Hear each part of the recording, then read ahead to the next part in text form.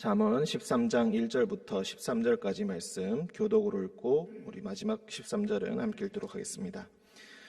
지혜로운 아들은 아비의 훈계를 들으나 거만한 자는 꾸지람을 즐겨 듣지 아니하느니라. 사람은 입의 열매로 인하여 복록을 누리거니와 마음이 괴사한 자는 강포를 당하느니라. 입을 지키는 자는 자기의 생명을 보전하나 입술을 크게 벌리는 자에게는 멸망이 오느니라. 게으른 자는 마음으로 원하여도 얻지 못하나 부지런한 자의 마음은 풍족함을 얻으니라. 의인은 거짓말을 미워하나 악인은 행위가 흉악하여 부끄러운 데에 이르느니라. 공의는 행실이 정직한 자를 보호하고 악은 죄인을 패망하게 하느니라. 스스로 부한 채 하여도 아무것도 없는 자가 있고 스스로 가난한 채 하여도 재물이 많은 자가 있느니라. 사람의 재물이 자기 생명의 속전일 수 있으나 가난한 자는 협박을 받을 일이 없느니라. 의인의 빛은 환하게 빛나고 악인의 등불은 꺼지느니라. 교만에서는 다툼만 일어날 뿐이라. 권면을 듣는 자는 지혜가 있느니라. 망령되이 얻은 재물은 줄어가고 손으로 모은 것은 늘어가느니라.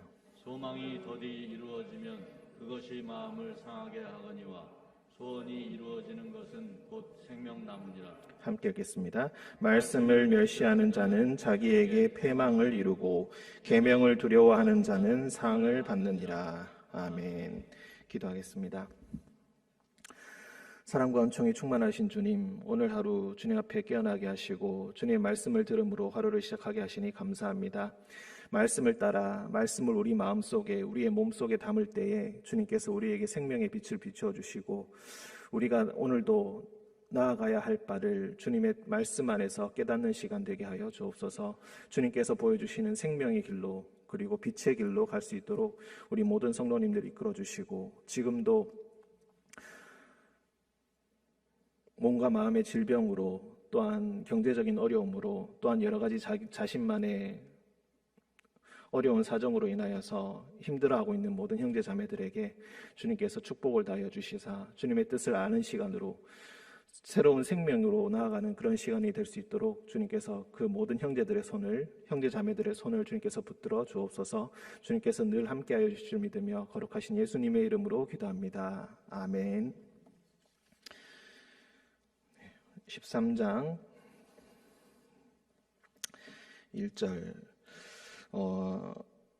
우리가 13장을 잠언은 좀 나누기가 힘들긴 하지만 그래도 대략적으로 우리가 13장은 네 파트로 네 단락으로 나눌 수가 있겠습니다. 먼저 1절부터 6절까지 주제는 입을 지키는 것입니다. 입을 지키는 것.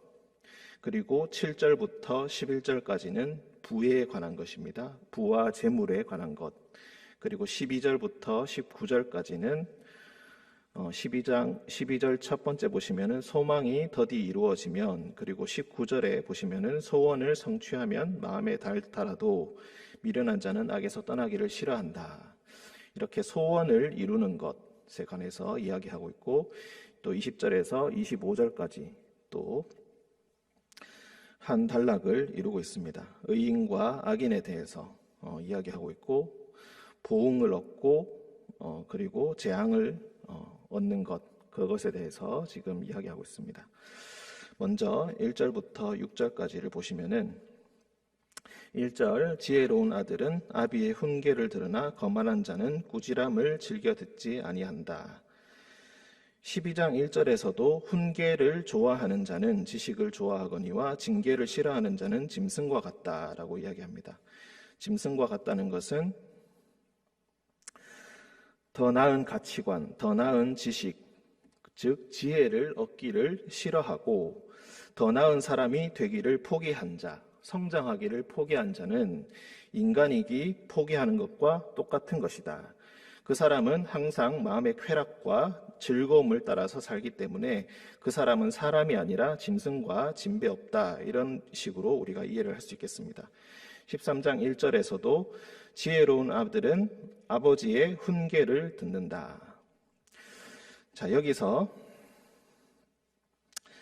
우리가 훈계를 듣는다라는 이 말을 모든 사람의 훈계를 듣는다. 나에게 쓴말을 해주는 사람의 나에게 상처 주는 말을 하는 것도 모두 다 듣는다라는 그런 의미가 아니라 아버지의 훈계를 듣는다. 아버지라는 존재는 지혜로운 교사를 의미합니다. 즉 하나님의 말씀을 따라서 스스로 늘 비추어 보고 말씀이 스스로 체화된 자, 복음이 스스로 체화된 자가 바로 아버지입니다. 누구나의 훈계를 듣는 것이 아니라 아버지의 훈계, 즉 자신에게 정말로 이익이 되고 자신에게 생명을 주고 자신에게 정말 도움이 되는 그 말씀을 듣는 것. 궁극적으로는 성경 말씀이고 하나님의 말씀을 듣는 자, 그 사람 그리고 그 지혜를 얻기 원하는 자는 아버지의 훈계를 들을 수 있게 됩니다. 그런데 거만한 자는 교만하다, 즉 자신의 자의식 혹은 자신에 대한 중요성을 과대평가하고 남의 지혜를 멸시하는 사람, 이렇게 우리가 이해할 수 있겠습니다. 그 사람은 꾸지람, 즉 자기 귀에 듣기 싫은 말들은 듣지 않는다. 우리가 1절에 즐겨 듣지 아니한다 이렇게 표현하는데 사실 즐기다라는 표현은 원문에는 없는 표현입니다. 즉 지혜로운 아들은 아버지의 훈계를 듣고 거만한 자는 꾸지람을 듣기를 싫어한다. 이렇게 이해할 수가 있겠습니다. 2절 사람은 입의 열매로 인하여 복록을 누리거니와 마음이 괴사하는 자는 강포를 당하느니라. 사람은 입의 열매, 즉 자신의 입술에 했던 말의 결과로 인하여서 복록을 누리게 된다. 현명한 사람은 자신의 입술에 선한 말의 결과로 인하여서 다시 선한 일들이 되돌아오고 그로 인하여서 복을 누리게 된다. 그런데 이 사람과 반대되는 마음이 괴사한 자, 이 괴사하다라는 이 표현은 간교하여서 남을 속인다. 한마디로 마음이 괴사한 자는 사기꾼을 의미합니다. 사기꾼은 강포, 즉 다른 말로 하면 폭력을 당한다.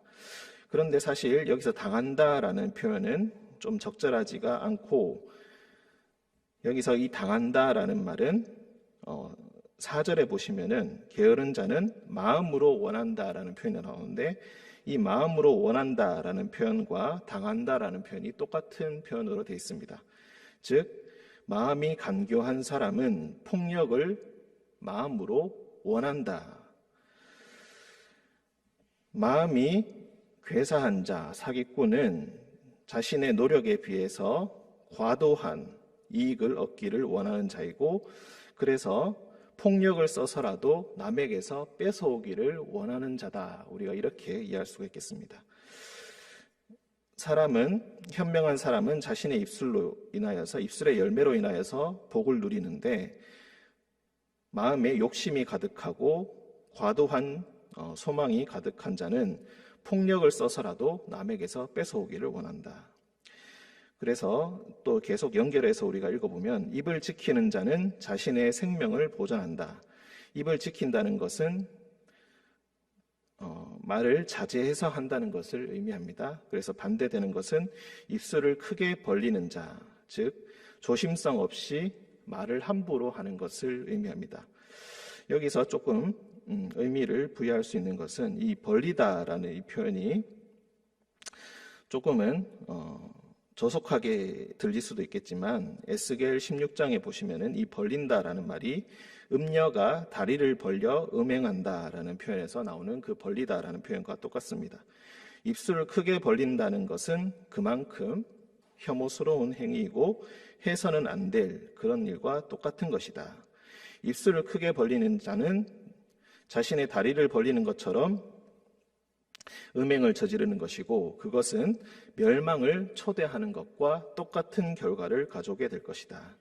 이런 식으로 이해한다면 입술을 조심하는 것이 얼마나 중요한 것인지를 우리가 느낄 수가 있겠습니다.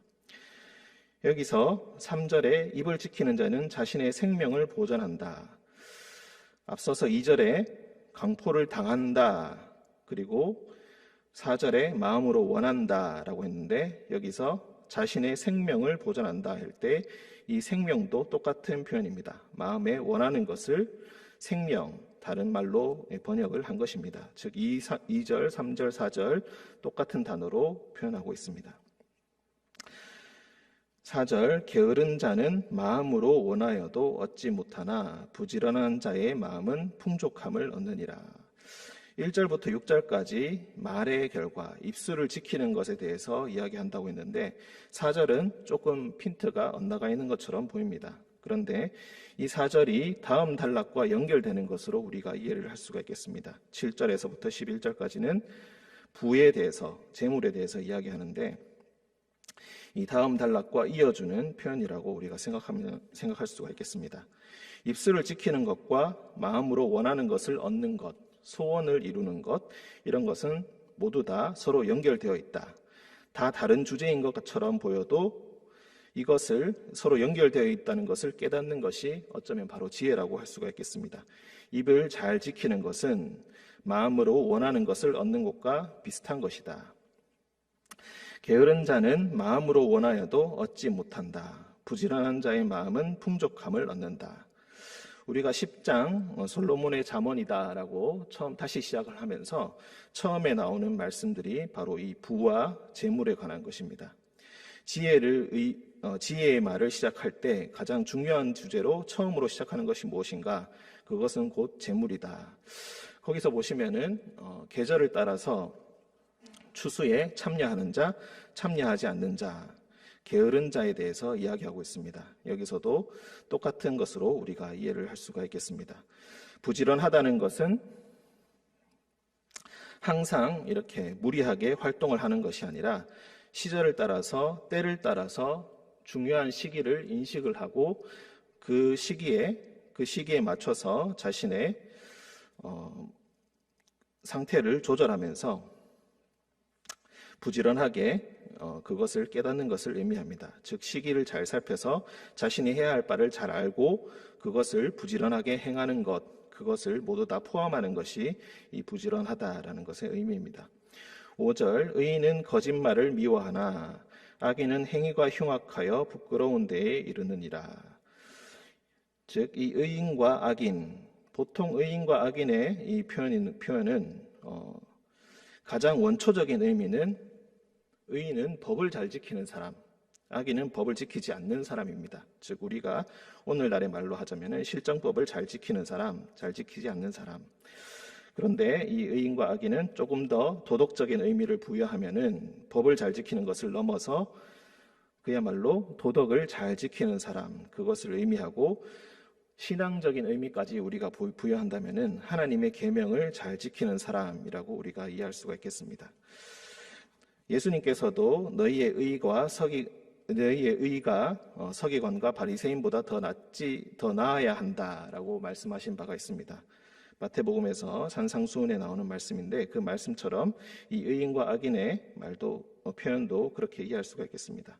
의인은 거짓말을 미워하지만 악인은 행위가 흉악하여서 부끄러운 데에 이른다. 부끄러운 데에 이른다라는 것은 수치를 당하게 된다라는 그런 의미입니다. 행위가 흉악하다.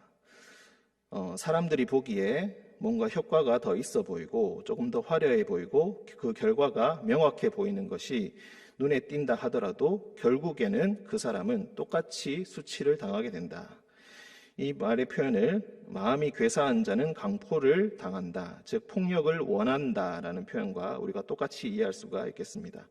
서로 매치되어서 결국에는 수치를 당하게 된다. 의인이 거짓말을 미워해서 사람들이 보기에 별로 드러나 보이지 않고 그 사람의 덕과 그 사람의 선함이 별로 눈에 띄지 않는다 할지라도 그 결과는 선한 데 이르고 악인은 당장은 화려해 보이고 당장은 많은 것을 행하는 것처럼 보이지만 결국에는 수치를 당하게 될 것이다. 6절, 공의는 행실이 정직한 자를 보호하고 악은 죄인을 패망하게 한다. 여기서 공의, 악, 이것이 앞서 5절의 의인과 악인으로 매치된다고 볼 수가 있겠습니다. 공의와 악이 이제는 의인화되어서 공의가 행실이 정직한 자를 보호해준다. 즉 5절과 똑같이 우리가 볼 수가 있겠습니다. 악인은 의인을 늘 공격하지만 공의가 행실이 정직한 자, 그 의인을 보호하고 지켜줄게 될 것이다. 그리고 그 악인은 자신이 행하는 그 악으로 말미암아서 오히려 패망을 당하게 될 것이다. 다음 주제로 7절, 스스로 부한 채 하여도 아무것도 없는 자가 있고 스스로 가난한 채 하여도 재물이 많은 자가 있느니라. 여기서 7절과 8절은 다른 잠언들과는 달리 가치 판단이 조금 어렵습니다. 왜냐하면 보통 우리가 의인과 악인 하면은 의인은 긍정적이고 악인은 부정적이라는 것이 너무나 눈에 띄는데, 여기서 7절과 8절은 대조하고 있긴 하지만 둘 다 어느 것이 좋다, 나쁘다라고 판단하기가 조금 어렵습니다. 우리가 일반적인 감정으로 생각해 본다면은 스스로 부자인 척하면서 아무것도 없는 자가 사실은 실속이 없는 것이니까 이 사람이 나쁜 것이고, 스스로 가난한 차에도 재물이 많은 자가 이 사람이 그래도 조금 더 나은 것이 아닌가, 우리가 그렇게 생각할 수도 있겠지만, 옛날의 풍습, 우리가 룻기 같은 것도 우리가 묵상해 보면 알 수가 있겠지만, 스스로 가난한 채 한다, 재물이 많은데 스스로 가난한 채 한다는 것은 남에게 도움을 베풀지 않는다, 남에게 도움을 베풀기를 싫어하기 때문에 자신의 재산을 속인다라는 것으로도 우리가 이해를 할 수 있겠습니다. 그래서 만약에 보아스가 자신이 돈이 없다, 자신이 가진 것이 없다라고 하면서 룻을 거부했다라고 생각한다면은 그것이 결코 의로운 일은 아니게 될 것입니다. 그래서 이건 둘 다 스스로 그렇게 어떤 것이 딱 좋다라고 말을 하기는 조금 어렵다. 물론 이것을 조금 다른 식으로 번역을 할 수도 있습니다. 어떤 사람은 많은 재산을 가지고도 가난하고 어떤 사람은 가난한 중에서도 부유하다, 이렇게도 우리가 이해를 할 수가 있겠지만, 7절과 8절은 일반적으로 그런 가치 판단을 하기가 어렵다. 그냥 현상에 관한 냉정한 관찰이다. 8절, 사람의 재물이 자기 생명의 속전일 수 있으나, 여기서 이 속전이다라는 표현은 우리가 예수 그리스도로 말미암아 구속받는다라는 그 표현과 똑같은 표현입니다. 속전이라는 것은 자신이 돈을 빌려서 더 이상 갚을 수 없게 되었을 때, 그때 돈을 갚을 수가 없기 때문에 돈을 빌린 사람에게 노예가 되게 됩니다. 그런데 그 노예가 된 처지가 그 사람이 노예가 됐다라는 소문이 나게 되면은 그 친척 중에서 유력한 자가 와서 그 돈을 갚아주고 그 사람을 자유롭게 해주는 것, 그것이 바로 속전입니다. 그 속전. 그래서 예수님께서 죄에 사로잡힌 우리들을 자신의 생명을 속전으로 내어주셔서 우리를 구원하여 주셨다, 구속하여 주셨다라는 표현으로 우리가 새롭게 이해하고 있는데, 이 속전이 바로 그런 표현입니다. 재물이 많은 사람은 자신의 생명을 돈으로 한번 구할 기회가 있다, 이렇게 이해할 수 있습니다. 가난한 자는 협박을 받을 일이 없다. 그런데 재물이 없는 자는 처음부터 이런 일을 당할 일이, 즉 납치를 당한다는 이런 일을 겪을 일 자체가 없기 때문에 그런 일이 생기지 않는다. 둘 중에 역시 어느 것이 좋다라고 표현하기가 힘들고 그저 냉정한 관찰로 이 8절을 이야기하고 있습니다. 9절, 의인의 빛은 환하게 빛나고 악인의 등불은 꺼지느니라. 여기서 이 빛 그리고 등불이 똑같은 것을 의미합니다. 둘 다 등불빛이라고 우리가 이해할 수 있겠습니다. 이 등불이라는 것은 가장 기초적으로 의미하는 것은 생명입니다. 즉 등불이 꺼져간다, 이 표현은 아파서 시름시름 앓는다, 죽어간다, 이런 표현과 똑같은 것입니다. 또 조금 더 이것을 가족적인 단위로 확대를 하면은 가세가 기울어 간다, 가세가 번창한다, 이런 의미로 이해할 수 있습니다. 즉 이 모든 것을 포괄해서 우리가 히브리어로 샬롬이라고 인사를 하는데, 샬롬이라는 것은 평안, 그것을 의미합니다. 그런데 이 평안이라는 것은 마음의 평안만을 의미하는 것이 아니라 자신의 생명이, 즉 병이 없이 건강한 것을 의미하기도 하고, 집안의 가세가 번창하는 것, 그런 것까지 모두 다 포괄하는 표현입니다. 즉 의인의 빛은 환하게 빛난다라고 하면은 의인은 결국 모든 일이 다 잘 풀리게 된다. 하지만 악인은 그 등불이 꺼져가게 될 것이다. 욥에서도 이런 표현이 자주 나옵니다. 악인의 등불은 꺼지게 될 것이다. 그의 장막은 어두워지게 될 것이다. 라는 표현이 바로 이런 것을 의미합니다. 역시 9절도 재물과는 별로 관련이 없어 보이는데 이 역시도 다음 단락과 이어지는 그런 말씀이다라고 우리가 생각할 수가 있고, 그리고 재물을 얻는 것이 이런 개인적인 번영과 건강에도 영향을 미친다. 그렇게 우리가 또 이해할 수가 있겠습니다. 10절 교만에서는 다툼이 일어날 뿐이라 권면을 듣는 자는 지혜가 있느니라.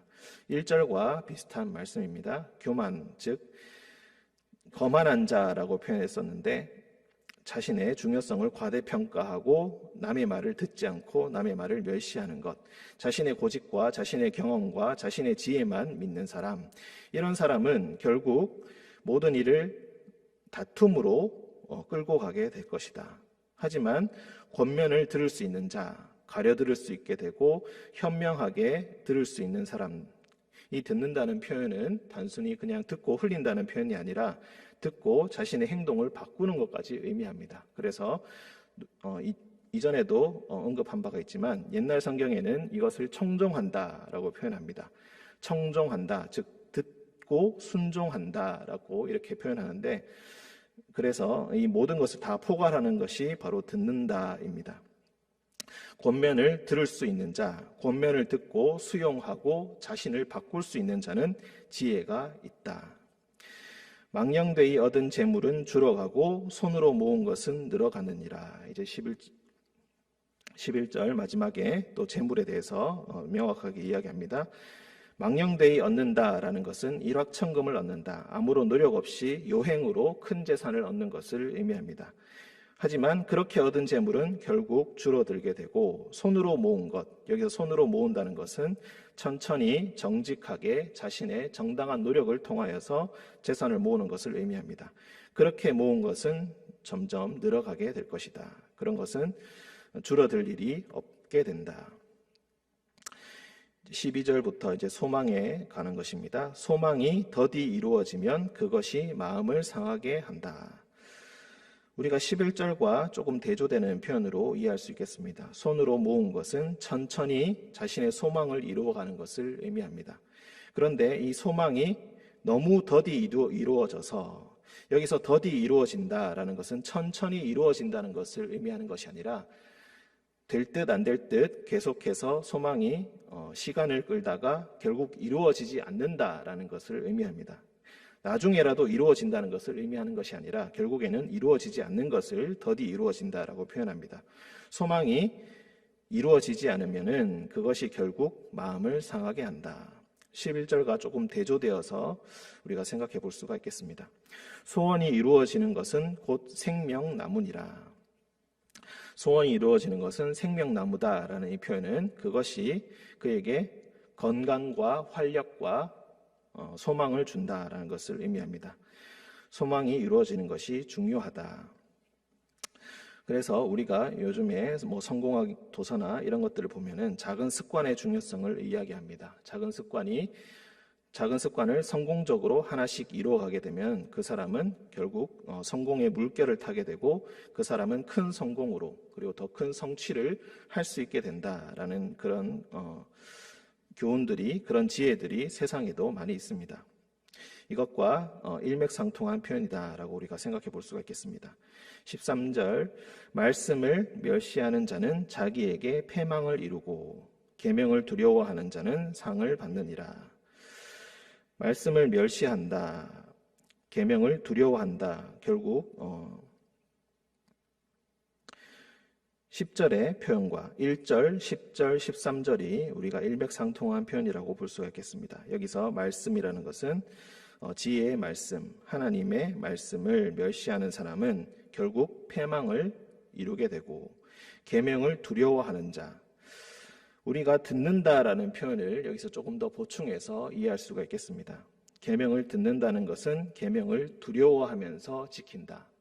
두려워하지 않는데 지킬 리가 만무합니다. 두려워한다는 것은 이것을 단순히 무서워한다라는 의미로 이해하기보다는 경외한다는 표현으로 우리가 이해할 수가 있겠습니다. 여호와를 경외하는 것이 지식과 지혜의 근본이다. 이것이 바로 잠언을 해석하는 가장 큰 원칙입니다. 계명을 두려워하는 자는 하나님으로부터 상을 받게 될 것이다. 그 결과를 충분히 누리게 될 것이다. 12절부터 19절까지는 소망에 관한 것인데 오늘 말씀은 13절까지입니다. 오늘 말씀 우리가 보면은 큰 주제가 세 가지가 있습니다. 입술의 열매를 얻는 것, 입술을 잘 지키는 것, 그리고 재물을 얻는 것, 그리고 생명력을 얻는 것, 그리고 소원이 이루어지는 것. 이 모든 비결이 어디에서 오는가? 이것을 어떻게 하면 잘 이룰 수 있게 되는 것인가? 자신의 지혜를 따라서 그것을 얻는 것이 아니라 자신의 지혜를 따라서 말을 많이 하면서 사람들에게 과시하면서 그것을 얻는 것이 아니라 그것으로 명예를 얻고 돈을 얻는 것이 아니라 겸손한 마음으로 타인의 말을 수용하고 지혜로운 말을 수용하고 하나님의 말씀에 순종할 수 있는 사람, 그 사람이 결국에는 그것을 얻게 될 것이고 하나님께서 그 사람에게 복록을 주시게 될 것이다. 이 말씀을 따라서 오늘 하루 여러분의 삶의 과제 속에서도 이 지혜의 말씀을 통하여서 오늘 하루를 살아가시는 우리 성도님들 되시기를 간절히 소원드립니다. 함께 기도하겠습니다. 사랑과 은총이 충만하신 주님, 지혜의 말씀을 오늘 읽었습니다. 하지만 우리의 마음은 여전히 고집이 가득하고 우매함으로 가득 차서 주님의 말씀을 제대로 듣지 못합니다. 주님의 말씀을 들었다 스스로 생각하지만 스스로 듣고 있는지 듣고 있지 않은지 분별하지 못하고 스스로 순종하지 못하는 그런 어리석음에 이르게 됩니다. 주님, 저희의 연약함을 아시고 우리를 인도하시고 주관하시는 주님, 우리는 너무나 연약하오니 주님께서 우리의 손을 붙잡아 주시고 주님께서 원하시는 생명의 빛으로 걸어갈 수 있도록 주님의 손을 꼭 붙들고 주님의 말씀에 늘 순종하는 우리가 되게 하여 주옵소서. 우리의 삶 속에서 반복되는 죄와 반복되는 실수와 반복되는 잘못이 있다면 그 말씀을 따라서 그 모든 것들을 비추어 보게 하시고 그것들을 깨닫게 하시고 그 어리석음에서 벗어나 주님의 지혜의 길로 갈 수 있도록 주님 우리를 이끌어 주옵소서. 거룩하신 예수님의 이름으로 기도합니다. 아멘.